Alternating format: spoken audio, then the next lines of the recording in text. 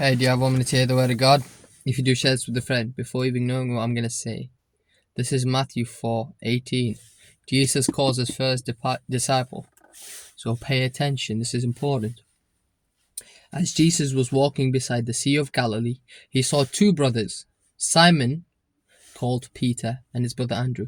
Why do we say Simon called Peter? Well, his real name is Simon. He was born with that name. But then Jesus gave him the name Peter, rock, right? He was the rock, the original one.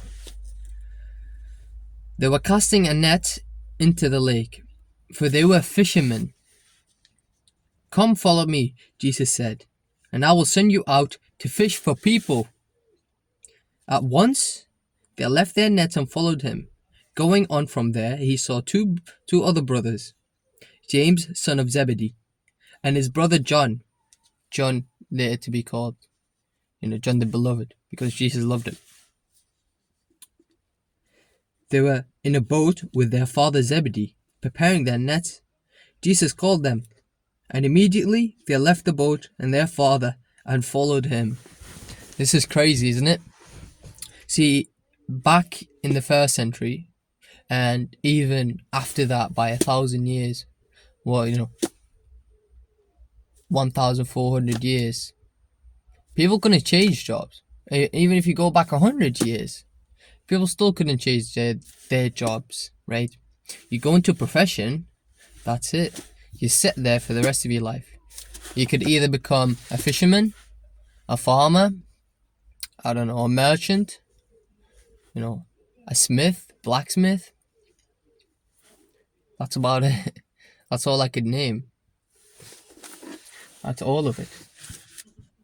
And you sit there for the rest of your life with whatever, if you like it or not, doesn't matter.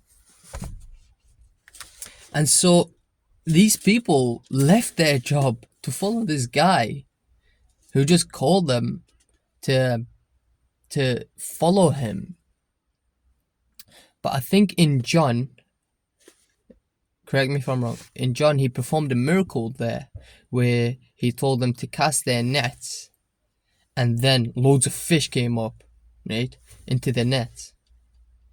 And then he called them. And it kind of highlights to me how crazy they were. Would you leave job? Would you leave your father?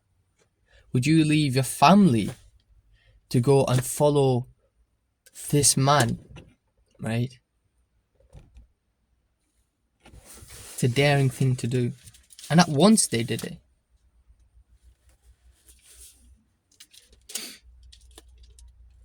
And Jesus goes on to say, John, whoever loves father, sister, brother, mother, cousin, friends, or even themselves more than me, is not fit to follow me.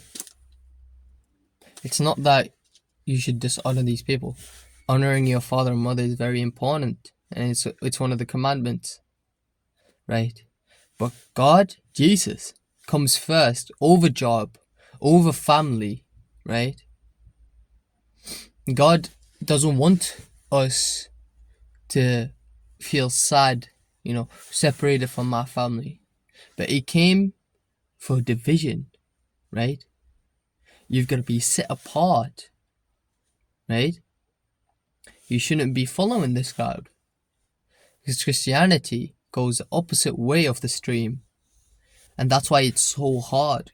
Because it's denying yourself. It's doing the opposite of what you want, right? You do what makes God happy. You do what makes you holy, not what makes you happy, right? And that's why it's so hard. Because you're going against your own nature as a human. And so I tell you, no work, no family is more important than Jesus. What did Peter go and do? He became the head of the church. What did John go and do? He wrote the gospel. He took of Jesus' mother, Mary. What else? I think Andrew, it could have been Andrew or James, right?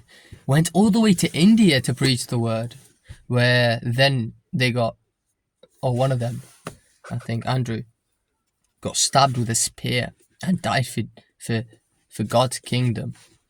And so nowadays, 2,000 years later, you still hear their names, right? God should come first no matter what. And it's hard to do that. Amen. Thank you for watching.